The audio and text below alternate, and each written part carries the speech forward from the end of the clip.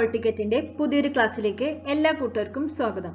ഇന്ന് നമ്മൾ പഠിക്കാൻ പോകുന്നത് LDC മെയിൻസ് +2 ഡിഗ്രി ലെവൽ സിലബസിലുള്ള ഒരു കോമൺ ടോപ്പിക്കാണ്. വേൾഡ് ജോഗ്രഫിയിലെ ഭൗമോപരിതലം ലാൻഡ് ഫോംസിനെ കുറിച്ചാണ് നമ്മൾ ഇന്ന് പഠിക്കാൻ പോകുന്നത്.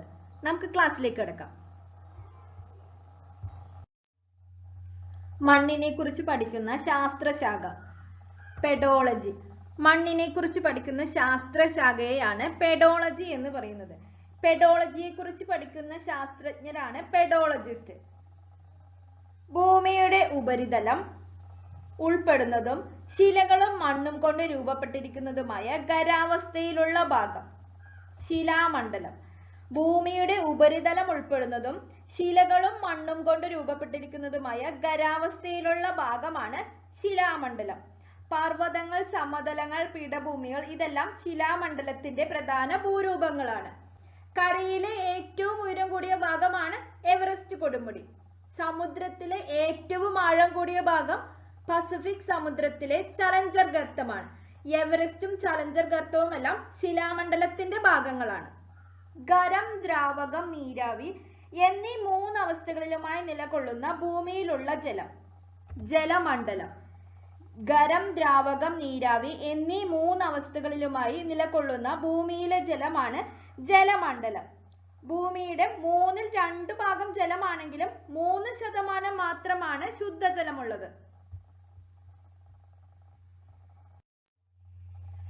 മഹാരാഷ്ട്രയിലെ അഹമ്മദ്നഗർ ജില്ലയിൽപ്പെട്ട റാലെഗാൻ സിദ്ധി എന്ന മഴ കുറഞ്ഞ ഗ്രാമത്തെ വാസയോഗ്യമാക്കുന്നതിൽ പ്രധാന പങ്കുവഹിച്ചത് ബാബുറാവു ഹസാരി. മഹാരാഷ്ട്രയിലെ അഹമ്മദ്നഗർ ജില്ലയിൽപ്പെട്ട റാലെഗാൻ സിദ്ധി എന്ന മഴ കുറഞ്ഞ ഗ്രാമത്തെ വാസയോഗ്യമാക്കുന്നതിൽ പ്രധാന പങ്കുവഹിച്ച വ്യക്തിയാണ് ബാബുറാവു ഹസാരി. ഭൂമിയെ ഒരു പുതപ്പ് പോലെ പൊതിഞ്ഞ് സംരക്ഷിക്കുന്ന വാതകപ്പാളിയാണ് അന്തരീക്ഷം എന്ന് പറയുന്നത്. അന്തരീക്ഷം അറിയപ്പെടുന്ന മറ്റൊരു പേരാണ് വായുമണ്ഡലം. ഭൂമിയിലെ എല്ലാ ജീവജാലങ്ങളും ഉൾപ്പെടുന്ന മേഖല ജൈവമണ്ഡലം. ഭൂമിയിലെ എല്ലാ ജീവജാലങ്ങളും ഉൾപ്പെടുന്ന മേഖലയാണ് ജൈവമണ്ഡലം. ശിലാമണ്ഡലം, ജലമണ്ഡലം, വായുമണ്ഡലം എന്നീ 3 മണ്ഡലങ്ങളുടെയും പരസ്പര പ്രവർത്തനത്തിന്റെ ഫലമായിട്ടാണ് ജൈവമണ്ഡലം നിലനിൽക്കുന്നത്. ഭൂരൂപങ്ങൾ ഉണ്ടാകുന്നതിന് സഹായിക്കുന്ന പ്രക്രിയകൾ ഭൂരൂപീകരണ പ്രക്രിയകൾ, അത് ജിയോമോർഫിക് പ്രോസസ്. ഭൂരൂപങ്ങൾ ഉണ്ടാകുന്നതിന് സഹായിക്കുന്ന പ്രക്രിയകളാണ് ഭൂരൂപീകരണ പ്രക്രിയകൾ. ഭൂരൂപീകരണ ശക്തികൾക്ക് ഉദാഹരണങ്ങളാണ് ഒഴുകുന്ന വെള്ളം, കാറ്റ്, ഹിമാനികൾ, തിരമാല ഇവയെല്ലാം ഭൂരൂപീകരണ ശക്തികൾക്ക് ഉദാഹരണമാണ്. ഭൂരൂപങ്ങളുടെ രൂപീകരണം, പരിണാമം എന്നിവയെക്കുറിച്ച് പഠിക്കുന്ന ശാസ്ത്രശാഖ ഭൂരൂപശാസ്ത്രം അല്ലെങ്കിൽ ജിയോമോർഫോളജി. ഭൂരൂപങ്ങളുടെ രൂപീകരണം, പരിണാമം എന്നിവയെക്കുറിച്ച് പഠിക്കുന്ന ശാസ്ത്രശാഖയാണ് ഭൂരൂപശാസ്ത്രം അല്ലെങ്കിൽ ജിയോമോർഫോളജി. പർവ്വതങ്ങൾ, താഴ്വരകൾ, സമതലകൾ, പീഠഭൂമികൾ, വെള്ളച്ചാട്ടങ്ങൾ ഇവയെല്ലാം വിവിധ തരത്തിലുള്ള ഭൂരൂപങ്ങൾക്ക് ഉദാഹരണമാണ്. രാസികവും ഭൗതികവും ജൈവികവുമായ അപക്ഷയത്തിലൂടെ ശിലകൾ പൊഴിഞ്ഞ് രൂപപ്പെട്ട ശിലാവസ്തുക്കളെ ഒഴുകുന്ന വെള്ളം, കാറ്റ്, തിരമാല, ഹിമാനികൾ മുതലായ ബാഹ്യശക്തികൾ ഒരിടത്തു നിന്ന് മറ്റൊരിടത്തേക്ക് നീക്കിക്കൊണ്ടുപോകുന്ന പ്രക്രിയ അറിയപ്പെടുന്നതാണ് അപരദനം അല്ലെങ്കിൽ ഇറോഷൻ എന്നത്. രാസികവും ഭൗതികവും ജൈവികവുമായ അപക്ഷയത്തിലൂടെ ശിലകൾ പൊഴിഞ്ഞ് രൂപപ്പെടുന്ന ശിലാവസ്തുക്കളെ താഴ്ന്ന പ്രതലങ്ങളിൽ നിക്ഷേപിക്കുന്ന പ്രക്രിയ നിക്ഷേപണം അല്ലെങ്കിൽ ഡീപ്പോസിഷൻ. രാസികവും ഭൗതികവും ജൈവികവുമായ അപക്ഷയത്തിലൂടെ ശിലകൾ പൊഴിഞ്ഞ് രൂപപ്പെടുന്ന ശിലാവസ്തുക്കളെ താഴ്ന്ന പ്രതലങ്ങളിൽ നിക്ഷേപിക്കുന്ന പ്രക്രിയയാണ് നിക്ഷേപണം അല്ലെങ്കിൽ ഡീപ്പോസിഷൻ എന്ന് പറയുന്നത്. അപരദന ഫലമായി ഉയർന്ന പ്രദേശങ്ങൾ നിരപ്പാക്കപ്പെടുകയും നിക്ഷേപണ ഫലമായി താഴ്ന്ന പ്രദേശങ്ങൾ നികത്തപ്പെടുകയും ചെയ്യുന്ന പ്രക്രിയ അറിയപ്പെടുന്നതാണ് നിരപ്പാക്കൽ പ്രക്രിയ ഗ്രഡേഷൻ പ്രോസസ്.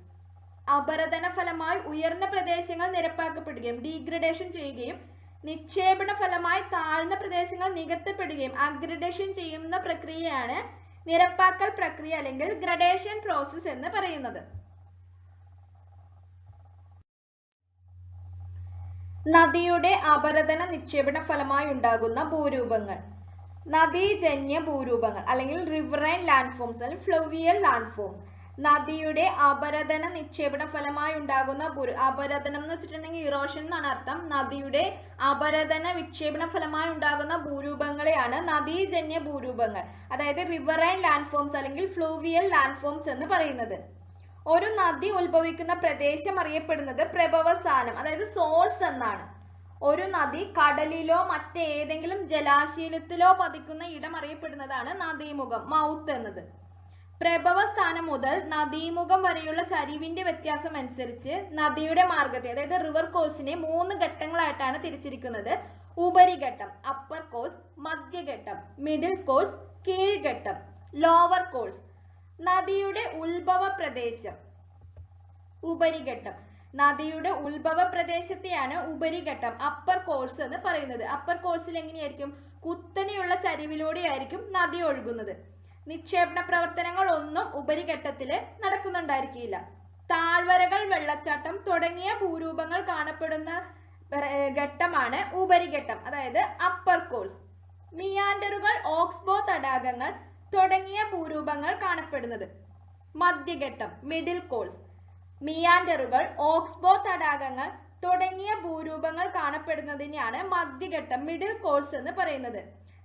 ഇതിലെങ്ങനെയായിരിക്കും? ചരിവ് താരതമ്യേന കുറഞ്ഞ അടിവാരത്തിലൂടെയായിരിക്കും നദി ഒഴുകുന്നത്.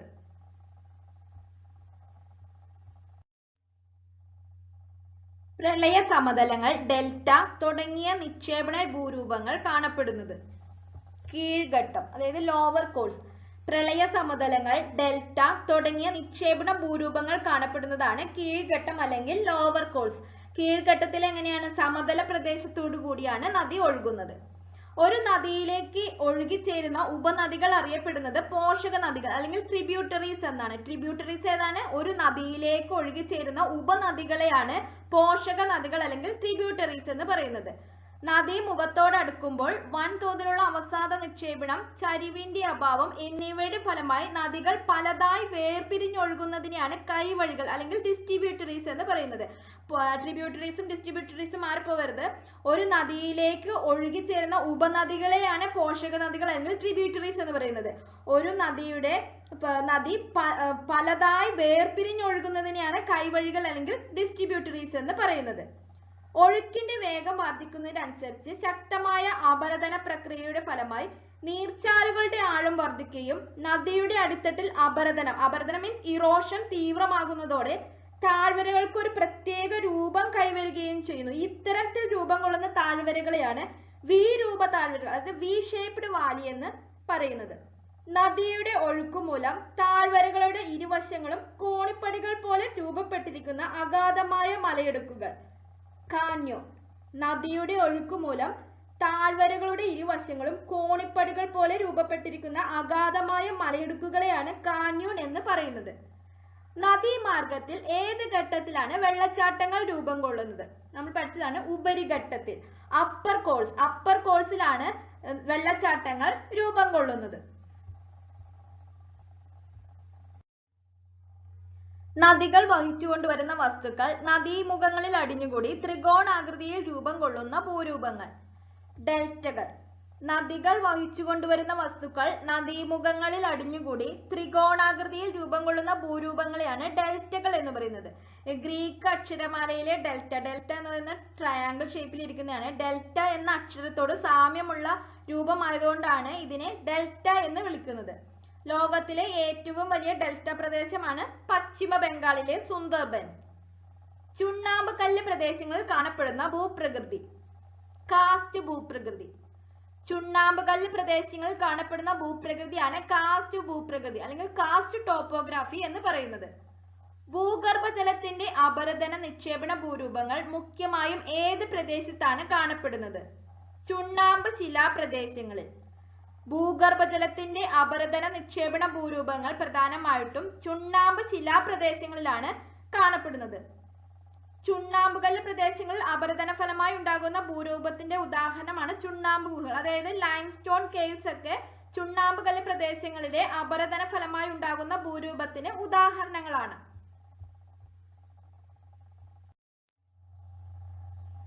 നദി അർദ്ധവൃത്താകൃതിയിൽ വളഞ്ഞൊഴുകുന്ന പ്രക്രിയ മിയാൻഡറിംഗ്. നദി അർദ്ധവൃത്താകൃതിയിൽ വളഞ്ഞൊഴുകുന്ന പ്രക്രിയയാണ് മിയാൻഡറിംഗ് എന്ന് പറയുന്നത്. താരതമ്യേന ചരിവ് കുറഞ്ഞ പ്രദേശത്തൂടി പോകുന്ന നദിയുടെ ഒഴുക്കിനെ അവസാദങ്ങളോ ശിലാരൂപങ്ങളോ തടസ്സപ്പെടുത്തുമ്പോൾ നദി വളഞ്ഞൊഴുകുന്നു. അപ്പൊ നദീമാർഗത്തിൽ കാണുന്ന ഇത്തരം വളവുകളെയാണ് വലയങ്ങൾ അല്ലെങ്കിൽ മിയാൻഡറുകൾ എന്ന് പറയുന്നത്. വളഞ്ഞൊഴുകിയ നദിയുടെ ഭാഗം പ്രധാന ഭാഗത്തു നിന്ന് വേർപെട്ട് രൂപം കൊള്ളുന്ന തടാകങ്ങൾ ഓക്സ്ബോ തടാകങ്ങൾ.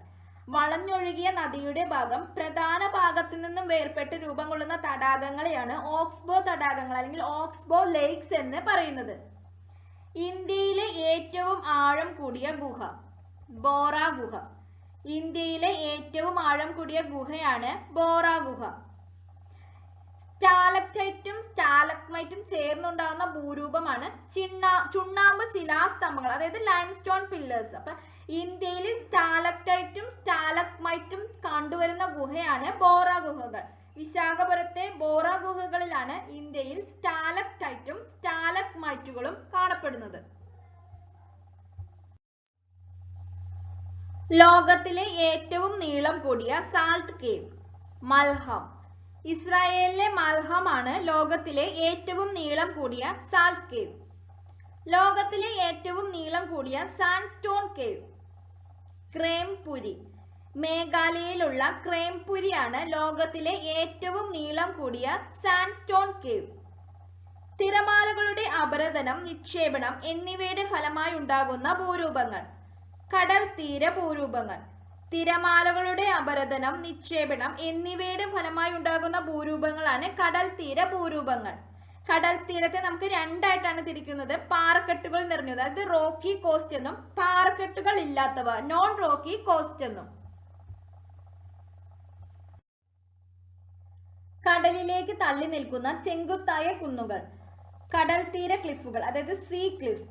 കടലിലേക്ക് തള്ളി നിൽക്കുന്ന ചെങ്കുത്തായ കുന്നുകളെയാണ് കടൽ തീര ക്ലിഫുകൾ സീ ക്ലിഫ്സ് എന്ന് പറയുന്നത്. തിരമാലകളുടെ അപരദന ഫലമായി കടലിന് അഭിമുഖമായ കരഭാഗം ഇടിഞ്ഞാണ് കടൽ തീര ക്ലിഫുകൾ രൂപം കൊള്ളുന്നത്. കടൽ തീരത്ത് എഴുന്നേറ്റ് നിൽക്കുന്ന തൂണുകൾ പോലുള്ള ശിലാരൂപങ്ങളെയാണ് സ്തംഭങ്ങൾ സ്റ്റാക്സ് എന്ന് പറയുന്നത്. സമുദ്രത്തിന്റെ ഒരു ഭാഗം കരയ്ക്കുള്ളിലേക്ക് കയറി കിടക്കുന്നത് അറിയപ്പെടുന്നത് ഉൾക്കടൽ അല്ലെങ്കിൽ ബേ എന്നാണ്. മണൽ, മിനുസമായ ചരൽ മുതലായവ കടൽ തീരത്ത് നിക്ഷേപിച്ചുണ്ടാകുന്ന താൽക്കാലിക ഭൂരൂപങ്ങൾ ബീച്ചുകൾ. മണൽ, മിനുസമായ ചരൽ മുതലായവ കടൽ തീരത്ത് നിക്ഷേപിച്ചുണ്ടാകുന്ന താൽക്കാലിക ഭൂരൂപങ്ങളെയാണ് ബീച്ചുകൾ എന്ന് പറയുന്നത്. ലോകത്തിലെ ഏറ്റവും നീളം കൂടിയ natural sand beach Cox's Bazar beach. ബംഗ്ലാദേശിലെ കോക്സ് ബസാർ ബീച്ച് ആണ് ലോകത്തിലെ ഏറ്റവും നീളം കൂടിയ നാച്ചുറൽ സാൻഡ് ബീച്ച്. ലോകത്തിലെ ഏറ്റവും നീളം കൂടിയ ബീച്ച് പ്രയാഡോ കസിനോ. ബ്രസീലിലെ പ്രയാഡോ കസിനോയാണ് ലോകത്തിലെ ഏറ്റവും നീളം കൂടിയ ബീച്ച്.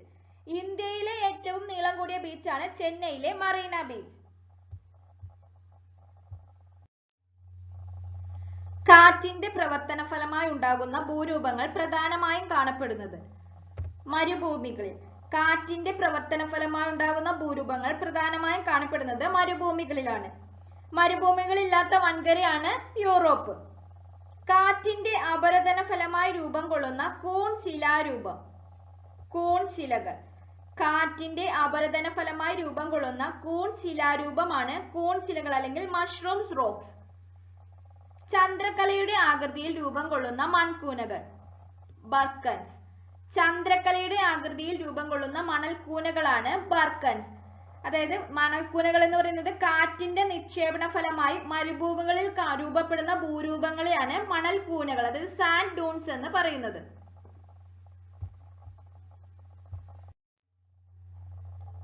ചുഴറ്റി വീശുന്ന ശക്തമായ കാറ്റ് മരുഭൂമിയിലെ വരണ്ട മണൽമണ്ണിനെ ഇളക്കി മാറ്റി മറ്റൊരിടത്തേക്ക് കൊണ്ടുപോകുന്ന അപരദന പ്രവർത്തനം ഡിഫ്ലേഷൻ.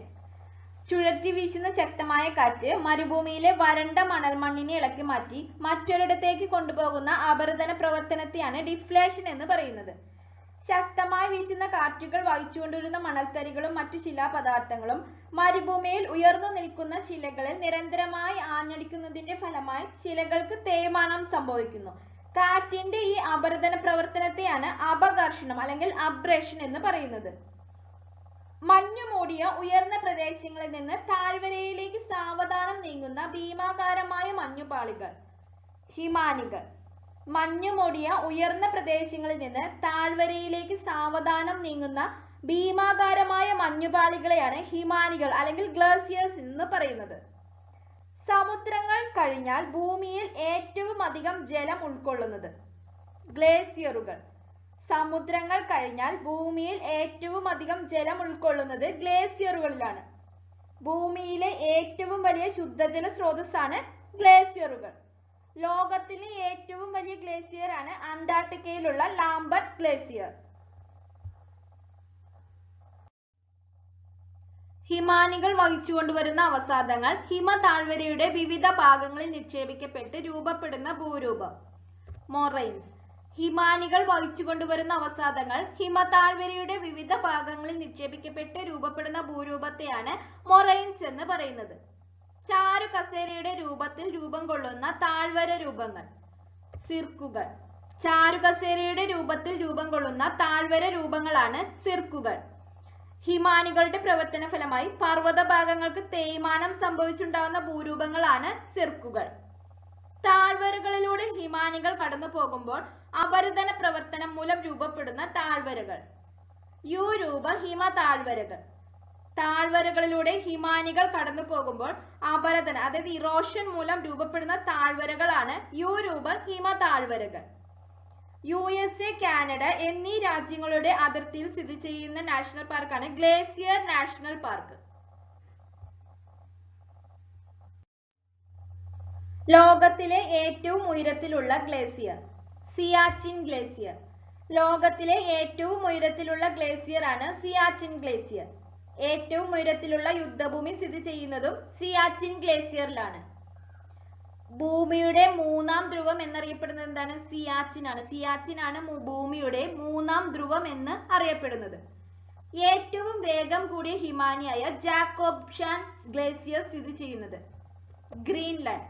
ഗ്രീൻലാൻഡിലാണ് ഏറ്റവും വേഗം കൂടിയ ഹിമാനിയായ ജാക്കോബ്ഷാൻ ഗ്ലേസിയർ സ്ഥിതി ചെയ്യുന്നത്. ധ്രുവപ്രദേശത്ത് അല്ലാതെ സ്ഥിതി ചെയ്യുന്ന ഹിമാനികളിൽ ഏറ്റവും വലുത് ഫെഡ്ചെൻകോ. തജിക്കിസ്ഥാനിലെ ഫെഡ്ചെൻകോയാണ് ധ്രുവപ്രദേശത്ത് അല്ലാതെ സ്ഥിതി ചെയ്യുന്ന ഹിമാനികളിൽ ഏറ്റവും വലുത്.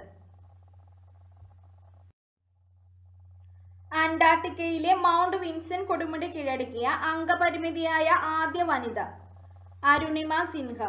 അന്റാർട്ടിക്കയിലെ മൗണ്ട് വിൻസൻ കൊടുമുടി കീഴടക്കിയ അംഗപരിമിതിയായ ആദ്യ വനിതയാണ് അരുണിമ സിൻഹ. പർവ്വതങ്ങൾ രൂപം കൊള്ളുന്ന പ്രക്രിയ ഓറോജനി. പർവ്വതങ്ങൾ രൂപം കൊള്ളുന്ന പ്രക്രിയയാണ് ഓറോജനി എന്ന് പറയുന്നത്. പർവ്വതങ്ങളെ കുറിച്ചുള്ള പഠനം ഓറോളജി. പർവ്വതങ്ങളെ കുറിച്ചുള്ള പഠനമാണ് ഓറോളജി. അന്താരാഷ്ട്ര പർവ്വത ദിനമായിട്ട് ആചരിക്കുന്നത് ഡിസംബർ 11-നാണ്. പർവ്വതങ്ങൾ 4 തരത്തിലാണ് ഉള്ളത്. മടക്കു പർവ്വതങ്ങൾ ഫോൾഡ് മൗണ്ടൻസ്, ഖണ്ഡപർവ്വതങ്ങൾ ബ്ലോക്ക് മൗണ്ടൻസ്, അവശിഷ്ട പർവ്വതങ്ങൾ റെസ്യൂഡൽ മൗണ്ടൻസ്, അഗ്നിപർവ്വതങ്ങൾ വോൾക്കാനിക് മൗണ്ടൻസ്. പർവ്വതങ്ങൾ എന്ന് വെച്ചിട്ടുണ്ടെങ്കിൽ എന്താണ്? ഭൗമോപരിതലത്തിൽ നിന്നും 900 മീറ്ററിലധികം ഉയരമുള്ള പ്രദേശത്തെയാണ് പർവ്വതങ്ങൾ എന്ന് പറയുന്നത്.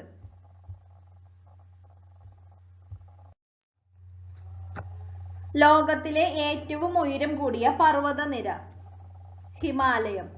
ലോകത്തിലെ ഏറ്റവും ഉയരം കൂടിയ പർവ്വതനിരയാണ് ഹിമാലയം. ലോകത്തിലെ ഏറ്റവും നീളം കൂടിയ പർവ്വതനിര ആൻഡീസ്. തെക്കേ അമേരിക്കയിലെ ആൻഡീസ് ആണ് ലോകത്തിലെ ഏറ്റവും നീളം കൂടിയ പർവ്വതനിര. അപ്പൊ ഇത് മാറിപ്പോയത് ലോകത്തിലെ ഏറ്റവും ഉയരം കൂടിയ പർവ്വതനിരയാണ് ഹിമാലയം.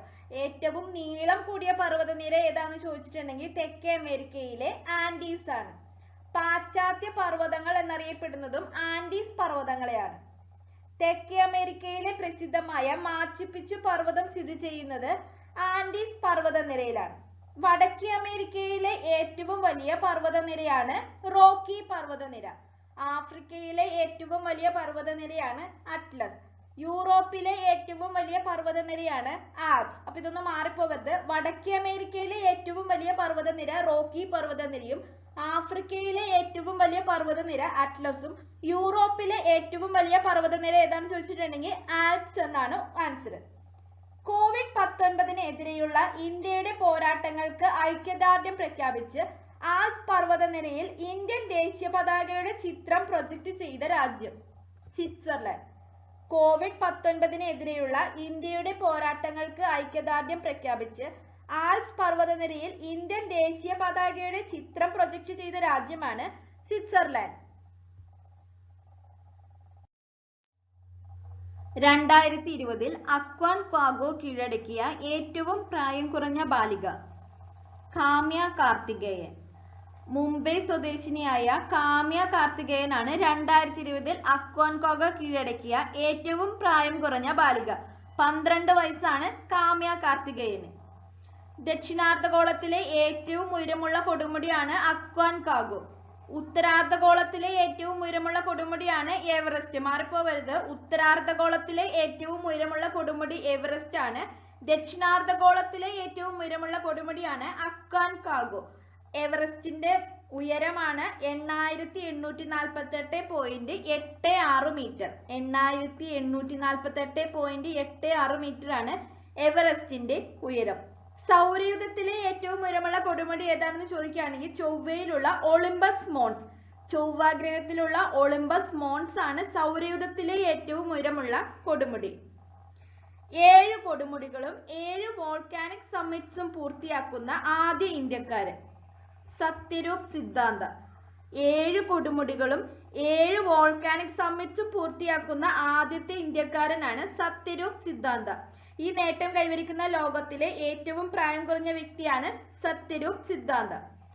പാപ്പുവ ന്യൂഗിനിയിലെ ഗുലൂവി കൊടുമുടി കീഴടക്കിയ ആദ്യ ഇന്ത്യക്കാരനാണ് സത്യരൂപ് സിദ്ധാന്ത.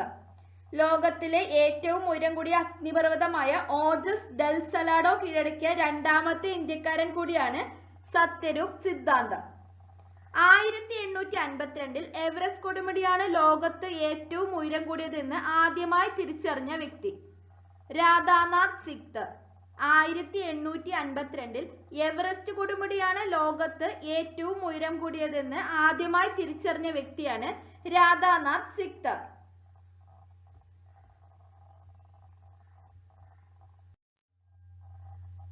എവറസ്റ്റ് കീഴടക്കിയ ഏറ്റവും പ്രായം കൂടിയ വ്യക്തി യുയിച്ചിറോ മിയൂര. ജപ്പാൻകാരനായ യുയിച്ചിറോ മിയൂരയാണ് എവറസ്റ്റ് കീഴടക്കിയ ഏറ്റവും പ്രായം കൂടിയ വ്യക്തി.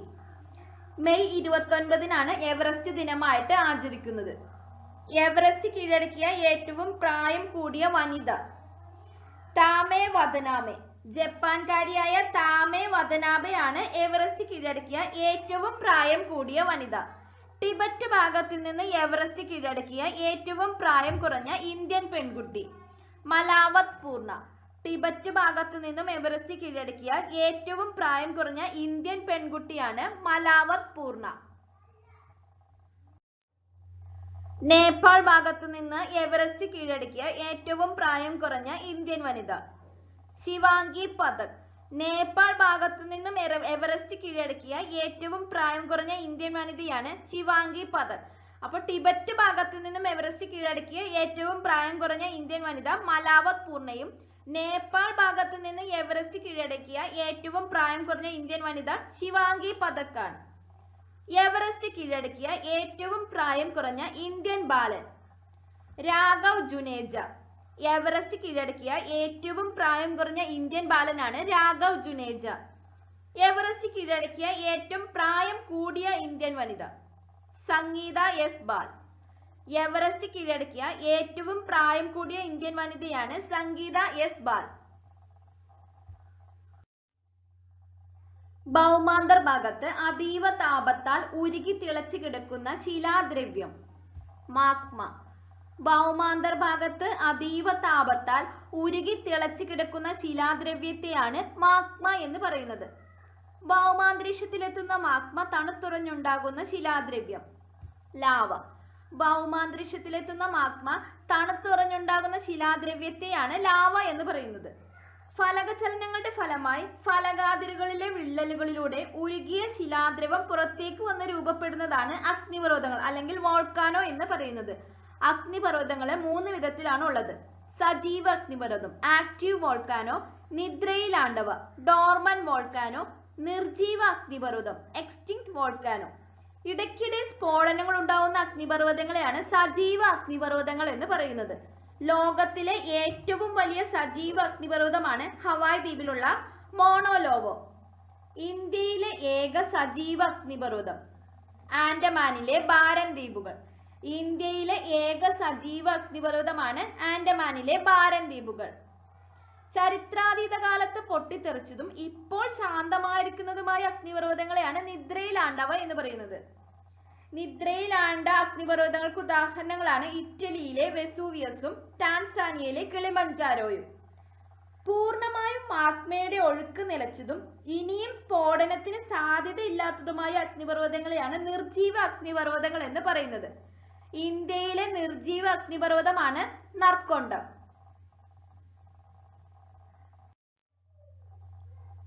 ചുറ്റുപാടുമുള്ള പ്രദേശങ്ങളെ അപേക്ഷിച്ച് താരതമ്യേന ഉയർന്നതും നിരപ്പുള്ളതും വിസ്തൃതമായ ഉപരിതലത്തോടു കൂടിയതുമായ ഭൂവിഭാഗം പീഠഭൂമി.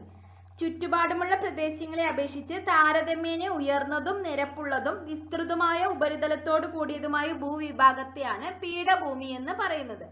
പീഠഭൂമികളെ മൂന്നായിട്ടാണ് തരംതിരിച്ചിരിക്കുന്നത്. പർവ്വതങ്ങളാൽ ചുറ്റപ്പെട്ടവ ഇന്റർ മൗണ്ടൻ പ്ലേറ്റു എന്നും, പർവ്വതങ്ങളുടെ അടിവാരങ്ങളിൽ സ്ഥിതി ചെയ്യുന്നവ പീഡ്മെന്റ് പ്ലേറ്റു എന്നും, വൻകരകളാൽ ചുറ്റപ്പെട്ടവ കോണ്ടിനെന്റൽ പ്ലേറ്റു എന്നും. ലോകത്തിന്റെ മേൽക്കൂര എന്നറിയപ്പെടുന്നത് പാമീർ. ലോകത്തിന്റെ മേൽക്കൂര എന്നറിയപ്പെടുന്നത് പാമീറാണ്. ലോകത്തിലെ ഏറ്റവും ഉയരം കൂടിയ പീഠഭൂമിയാണ് ടിബറ്റൻ പീഠഭൂമി. ഇന്ത്യയിലെ ഏറ്റവും വിസ്തൃതമായ ലാവ പീഠഭൂമിയാണ് ഡെക്കാൻ പീഠഭൂമി. ഇന്ത്യയിലെ ഏറ്റവും ഉയരം കൂടിയ പീഠഭൂമി ലഡാക്ക് പീഠഭൂമിയാണ്. മാറിപ്പോവരുത് കേട്ടോ. ഇന്ത്യയിലെ ഏറ്റവും വിസ്തൃതമായ ലാവ പീഠഭൂമി ഡെക്കാൻ പീഠഭൂമിയും ഇന്ത്യയിൽ ഏറ്റവും ഉയരം കൂടിയ പീഠഭൂമി ലഡാക്ക് പീഠഭൂമിയുമാണ്. ഇന്ത്യയിൽ ധാതുക്കളുടെ കലവറ എന്നറിയപ്പെടുന്ന പീഠഭൂമിയാണ് ഛോട്ടാ നാഗ്പൂർ പീഠഭൂമി. സമുദ്രനിരപ്പിൽ നിന്ന് അധികം ഉയരത്തിലല്ലാതെ നിരപ്പായി കിടക്കുന്ന വിസ്തൃതമായ പ്രദേശങ്ങൾ സമതലങ്ങൾ. സമുദ്രനിരപ്പിൽ നിന്ന് അധികം ഉയരത്തിലല്ലാതെ നിരപ്പായി കിടക്കുന്ന വിസ്തൃതമായ പ്രദേശങ്ങളെയാണ് സമതലങ്ങൾ എന്ന് പറയുന്നത്. സമതലങ്ങൾ 3 വിധത്തിലാണ് ഉള്ളത്. ഘാതന പ്രക്രിയയിലൂടെ രൂപം കൊള്ളുന്നവ ഇറോഷണൽ പ്ലെയിൻസും, നിക്ഷേപ പ്രക്രിയയിലൂടെ രൂപം കൊള്ളുന്നവ ഡീപൊസിഷണൽ പ്ലെയിൻസും, ലംബ ചലന പ്രവർത്തനത്താൽ ഉയർത്തപ്പെട്ടവ അപ്ലിഫ്റ്റഡ് കോസ്റ്റൽ പ്ലെയിൻസും എന്നിങ്ങനെ 3 തരത്തിലാണ് സമതലങ്ങൾ ഉള്ളത്. വാർഷിക വർഷപാതം 250 മില്ലിമീറ്ററിന് താഴെയുള്ള പ്രദേശങ്ങൾ അറിയപ്പെടുന്നത് മരുഭൂമികൾ എന്നാണ്. വാർഷിക വർഷപാതം 250 മില്ലിമീറ്ററിന് താഴെയുള്ള പ്രദേശങ്ങളാണ് മരുഭൂമികൾ എന്ന് അറിയപ്പെടുന്നത്. മരുഭൂമിയെക്കുറിച്ചുള്ള പഠനമാണ് എറിമോളജി. മരുഭൂമിയെക്കുറിച്ചുള്ള പഠനം എറിമോളജി. മരുഭൂമികളുടെ സൃഷ്ടാവ് എന്ന് വിശേഷിപ്പിക്കുന്ന കാറ്റ് വാണിജ്യവാദം. മരുഭൂമികളുടെ സൃഷ്ടാവ് എന്ന് വിശേഷിപ്പിക്കുന്ന കാറ്റാണ് വാണിജ്യവാദം. ഭൂമിയുടെ 33% മരുഭൂമികളുള്ളത്. മരുഭൂമികൾ 4 വിധത്തിലാണുള്ളത്. ഉഷ്ണ മരുഭൂമികൾ ഹോട്ട് ഡിസേർട്സും, ശീത മരുഭൂമികൾ കോൾഡ് ഡിസേർട്സും, ധ്രുവ മരുഭൂമികൾ പോളാർ ഡിസേർട്സും, മിതോഷ്ണ മരുഭൂമികൾ ടെമ്പറേച്ചർ ഡിസേർട്സും. ഉഷ്ണ മരുഭൂമിക്ക് ഉദാഹരണങ്ങളാണ് സഹാറ, താർ മരുഭൂമി, അറേബ്യൻ മരുഭൂമി എന്നിവ. ശീത മരുഭൂമിക്ക് ഉദാഹരണങ്ങളാണ് ഗോബി, അറ്റക്കാമ, പാറ്റഗോണിയ തുടങ്ങിയവ. ധ്രുവ മരുഭൂമിക്ക് ഉദാഹരണങ്ങളാണ് ഗ്രീൻലാൻഡും അന്റാർട്ടിക്കയും. ഭൂമിയിലെ ഏറ്റവും വരണ്ട പ്രദേശം അറ്റക്കാമ. തെക്കേ അമേരിക്കയിലെ ചിലിയിലുള്ള അറ്റക്കാമയാണ് ഭൂമിയിലെ ഏറ്റവും വരണ്ട പ്രദേശം. ഭൂമിയിലെ ഏറ്റവും ചൂടുള്ള പ്രദേശം അൽ അസീസിയ. സഹാറയിലുള്ള അൽ അസീസിയാണ് ഭൂമിയിലെ ഏറ്റവും ചൂടുള്ള പ്രദേശം എന്ന് പറയുന്നത്.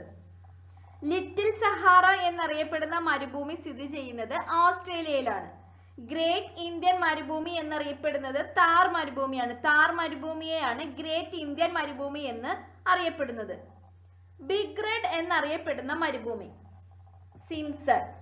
ബിഗ് റെഡ് എന്നറിയപ്പെടുന്ന മരുഭൂമിയാണ് സിംസൺ. മരണത്തിന്റെ മരുഭൂമി ഡിസേർട്ട് ഓഫ് ഡെത്ത്, മടങ്ങി വരാനാകാത്ത ഇടം പ്ലേസ് ഓഫ് നോ റിട്ടേൺ എന്നീ പേരുകളിൽ അറിയപ്പെടുന്ന മരുഭൂമി തക്ലമക്കാൻ മരുഭൂമി. ചൈനയിലുള്ള തക്ലമക്കാൻ മരുഭൂമിയാണ് മരണത്തിന്റെ മരുഭൂമി അല്ലെങ്കിൽ മടങ്ങി വരാനാകാത്ത ഇടം എന്നീ പേരുകളിൽ അറിയപ്പെടുന്ന മരുഭൂമി. തടാകങ്ങളെ പറ്റിയുള്ള ശാസ്ത്രീയ പഠനശാഖ ലിംനോളജി. തടാകങ്ങളെ പറ്റിയുള്ള ശാസ്ത്രീയ പഠനശാഖ അറിയപ്പെടുന്നത് ലിംനോളജി എന്നാണ്. ലോകത്തിലെ ഏറ്റവും വലിയ തടാകമാണ് കാസ്പിയൻ കടൽ.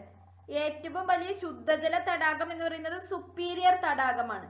ഏറ്റവും ആഴം കൂടിയ തടാകമാണ് ബെയ്ക്കൽ തടാകം. ഏറ്റവും കൂടുതൽ ശുദ്ധജലം ഉൾക്കൊള്ളുന്ന തടാകവും റഷ്യയിലുള്ള ബെയ്ക്കൽ തടാകമാണ്. ഭൂമിക്കടിയിൽ നിന്നും മുകളിലേക്ക് ചീറ്റിത്തെറിക്കുന്ന ചൂട് നീരുറവകൾ ഗെയ്സറുകൾ.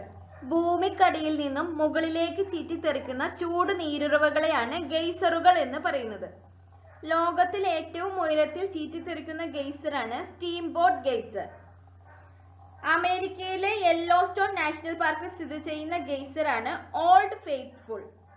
ഗെയ്സറുകൾക്ക് പ്രസിദ്ധമായ യൂറോപ്യൻ രാജ്യം ഏതാണെന്ന് ചോദിച്ചാൽ ഐസ്ലൻഡ് ആണ്. ഗെയ്സറുകൾക്ക് പ്രസിദ്ധമായ യൂറോപ്യൻ രാജ്യമാണ് ഐസ്ലൻഡ്. ഗെയ്സറുകളുടെ നാട് എന്നറിയപ്പെടുന്നത് റേക്ജാവിക്. ഗെയ്സറുകളുടെ നാട് എന്നറിയപ്പെടുന്നത് റേക്ജാവിക് ആണ്. ഗ്ലേസിയറുകളുടെ നാട് എന്നറിയപ്പെടുന്നത് അലാസ്കയാണ്. ഇത് മാറിപ്പോവരുത്. ഗെയ്സറുകളുടെ നാട് എന്നറിയപ്പെടുന്നത് റേക്ജാവിക്കും ഗ്ലേസിയറുകളുടെ നാട് എന്നറിയപ്പെടുന്നത് അലാസ്കയുമാണ്. ലോകത്തിന്റെ വിശുദ്ധ തടാകം എന്നറിയപ്പെടുന്നത് മാനസ സരോവർ. ലോകത്തിന്റെ വിശുദ്ധ തടാകം എന്നറിയപ്പെടുന്നത് മാനസ സരോവറാണ്. വൻകരകളുടെയും സമുദ്രങ്ങളുടെയും സ്ഥാനമാറ്റം, പരിണാമം എന്നിവയെക്കുറിച്ച് പ്രതിപാദിക്കുന്ന സിദ്ധാന്തങ്ങളാണ് വൻകര വിസ്ഥാപന സിദ്ധാന്തം, കോണ്ടിനെന്റൽ ഡ്രിഫ്റ്റ് തിയറിയും ഫലക ചലന സിദ്ധാന്തവും പ്ലേറ്റ് ടെക്ടോണിക്സ് തിയറിയും. സീമാമണ്ഡലത്തിന്റെ ഉപരിതലത്തിലൂടെ വൻകരകൾ ഉൾപ്പെടുന്ന സിയാൽ മണ്ഡലം തെന്നിമാറുന്നു എന്ന് പ്രസ്താവിക്കുന്ന സിദ്ധാന്തമാണ് വൻകര വിസ്ഥാപന സിദ്ധാന്തം. വൻകര വിസ്ഥാപനം എന്ന ആശയം മുന്നോട്ട് വെച്ചത് അന്റോണിയോസ് നിദർ പെല്ലിഗ്രിനിയാണ്. വൻകര വിസ്ഥാപന സിദ്ധാന്തം ആവിഷ്കരിച്ചത് ആൽഫ്രഡ് വേഗ്നർ ആണ്. ജർമ്മനിക്കാരനായ ആൽഫ്രഡ് വേഗ്നർ ആണ് വൻകര വിസ്ഥാപന സിദ്ധാന്തം ആവിഷ്കരിച്ചത്. ലിത്തോസ്ഫിയർ പാളി അസ്തനോസ്ഫിയറിലൂടെ തെന്നിമാറുന്നു എന്ന് പ്രസ്താവിക്കുന്ന സിദ്ധാന്തമാണ് ഫലക ചലന സിദ്ധാന്തം അല്ലെങ്കിൽ പ്ലേറ്റ് ടെക്ടോണിക്സ് തിയറി. ഫലക ചലന സിദ്ധാന്തം ആവിഷ്കരിച്ചത് ആർതർ ഹോംസ് ആണ്. ആർതർ ഹോംസ് ആണ് ഫലക ചലന സിദ്ധാന്തം ആവിഷ്കരിച്ചത്. മാതൃഭൂഖണ്ഡം എന്ന പേരിൽ അറിയപ്പെട്ടിരുന്ന ഭൂഖണ്ഡം പാൻജിയ. മാതൃഭൂഖണ്ഡം എന്ന പേരിൽ അറിയപ്പെട്ടിരുന്ന ഭൂഖണ്ഡമാണ് പാൻജിയ. പാൻജിയയെ ചുറ്റിയുണ്ടായിരുന്ന മഹാസമുദ്രം പന്തലാസ. പാൻജിയയെ ചുറ്റിയുണ്ടായിരുന്ന മഹാസമുദ്രമാണ് പന്തലാസ. പാൻജിയയെ രണ്ടായി വിഭജിച്ചിരുന്ന സമുദ്രമാണ് തെതീസ്. പാൻജിയയെ രണ്ടായി വിഭജിച്ചിരുന്ന സമുദ്രം തെതീസ് ആണ്. പാൻജിയ വേർപെട്ടുണ്ടായ ഭൂഖണ്ഡങ്ങളാണ് ലൗറേഷ്യയും ഗോണ്ട്വാനാലൻഡും. വടക്കു ഭാഗമാണ് ലൗറേഷ്യ എന്ന് പറയുന്നത്. തെക്കു ഭാഗം അറിയപ്പെടുന്നത് ഗോണ്ട്വാനാലാൻഡ് എന്നാണ്. ഭൗമചലനങ്ങളുടെ ഫലമായി ഭൂവൽക്കത്തിലെ ചില പ്രദേശങ്ങൾ ഉയർത്തപ്പെടുന്ന പ്രക്രിയ ഉദ്ദാനം അല്ലെങ്കിൽ അപ്ലിഫ്റ്റ്. ഭൗമചലനങ്ങളുടെ ഫലമായി ഭൂവൽക്കത്തിലെ ചില പ്രദേശങ്ങൾ ഉയർത്തപ്പെടുന്ന പ്രക്രിയയാണ് ഉദ്ദാനം അല്ലെങ്കിൽ അപ്ലിഫ്റ്റ് എന്ന് പറയുന്നത്. ഭൗമചലനങ്ങളുടെ ഫലമായി ഭൂവൽക്കത്തിലെ ചില പ്രദേശങ്ങൾ താഴ്ത്തപ്പെടുന്ന പ്രക്രിയ അവതലനം അല്ലെങ്കിൽ സബ്സിഡൻസ്. ഭൗമചലനങ്ങളുടെ ഫലമായി ഭൂവൽക്കത്തിലെ ചില പ്രദേശങ്ങൾ താഴ്ത്തപ്പെടുന്ന പ്രക്രിയയാണ് അവതലനം അല്ലെങ്കിൽ സബ്സിഡൻസ് എന്ന് പറയുന്നത്. ഇന്നത്തെ ക്ലാസ്സിൽ പഠിച്ചത് നമുക്കൊന്ന് റിവൈസ് ചെയ്യാം. മണ്ണിനെ കുറിച്ച് പഠിക്കുന്ന ശാസ്ത്രശാഖ പെഡോളജി. ഭൂമിയുടെ ഉപരിതലം ഉൾപ്പെടുന്നതും ശിലകളും മണ്ണുകളും രൂപപ്പെട്ടിരിക്കുന്നതുമായ ഖരാവസ്ഥയിലുള്ള ഭാഗം ശിലാമണ്ഡലം. ഖരം, ദ്രാവകം, നീരാവി എന്നീ മൂന്ന് അവസ്ഥകളിലുമായി നിലകൊള്ളുന്ന ഭൂമിയിലുള്ള ജലം ജലമണ്ഡലം. മഹാരാഷ്ട്രയിലെ അഹമ്മദ്നഗർ ജില്ലയിൽപ്പെട്ട റാലെഗാൻ സിദ്ധി എന്ന മഴ കുറഞ്ഞ ഗ്രാമത്തെ വാസയോഗ്യമാക്കുന്നതിൽ പ്രധാന പങ്കുവഹിച്ചത് ബാബുറാവു ഹസാരെ. ഭൂമിയിലെ എല്ലാ ജീവജാലങ്ങളും ഉൾപ്പെടുന്ന മേഖല ജൈവമണ്ഡലം. ഭൂരൂപങ്ങൾ ഉണ്ടാകുന്നതിന് സഹായിക്കുന്ന പ്രക്രിയകൾ ഭൂരൂപീകരണ പ്രക്രിയകൾ ജിയോമോർഫിക് പ്രോസസ്. ഭൂരൂപങ്ങളുടെ രൂപീകരണം, പരിണാമം എന്നിവയെക്കുറിച്ച് പഠിക്കുന്ന ശാസ്ത്രശാഖ ഭൂരൂപശാസ്ത്രം ജിയോമോർഫോളജി. രാസികവും ഭൗതികവും ജൈവികവുമായ അപക്ഷയത്തിലൂടെ ശിലകൾ പൊടിഞ്ഞു രൂപപ്പെടുന്ന ശിലാവസ്തുക്കളെ താഴ്ന്ന പ്രതലങ്ങളിൽ നിക്ഷേപിക്കുന്ന പ്രക്രിയ നിക്ഷേപണം അല്ലെങ്കിൽ ഡീപോസിഷൻ. അപരദന ഫലമായി അതായത് ഇറോഷന്റെ ഫലമായി ഉയർന്ന പ്രദേശങ്ങൾ നിരപ്പാക്കപ്പെടുകയും നിക്ഷേപണ ഫലമായി താഴ്ന്ന പ്രദേശങ്ങൾ നികത്തപ്പെടുകയും ചെയ്യുന്ന പ്രക്രിയ നിരപ്പാക്കൽ പ്രക്രിയ ഗ്രഡേഷൻ പ്രോസസ്. നദിയുടെ അപരദന നിക്ഷേപണ ഫലമായി ഉണ്ടാകുന്ന ഭൂരൂപങ്ങൾ നദീജന്യ രൂപങ്ങൾ റിവറൈൻ ലാൻഡ് ഫോംസ് എന്ന് പറയും അല്ലെങ്കിൽ ഫ്ലൂവിയൽ ലാൻഡ് ഫോംസ് എന്ന് പറയുന്നു. നദിയുടെ ഉത്ഭവ പ്രദേശം ഉപരിഘട്ടം. മിയാൻഡറുകൾ അല്ലെങ്കിൽ ഓക്സ്ബോ തടാകങ്ങൾ തുടങ്ങിയ ഭൂരൂപങ്ങൾ കാണപ്പെടുന്നത് മധ്യഘട്ടം. പ്രളയ സമതലങ്ങൾ ഡെൽറ്റ തുടങ്ങിയ നിക്ഷേപണ ഭൂരൂപങ്ങൾ കാണപ്പെടുന്നത് കീഴ്ഘട്ടം. നദിയുടെ ഒഴുക്കുമൂലം താഴ്വരകളുടെ ഇരുവശങ്ങളും കോണിപ്പടികൾ പോലെ രൂപപ്പെട്ടിരിക്കുന്ന അഗാധമായ മലയിടുക്കുകൾ കന്യോ. നദീമാർഗത്തിൽ ഏത് ഘട്ടത്തിലാണ് വെള്ളച്ചാട്ടങ്ങൾ രൂപം കൊള്ളുന്നത്? ഉപരിഘട്ടത്തിൽ അതായത് അപ്പർ കോഴ്സ്. നദികൾ വഹിച്ചു കൊണ്ടുവരുന്ന വസ്തുക്കൾ നദീമുഖങ്ങളിൽ അടിഞ്ഞുകൂടി ത്രികോണാകൃതിയിൽ രൂപം കൊള്ളുന്ന ഭൂരൂപങ്ങൾ ഡെൽറ്റകൾ.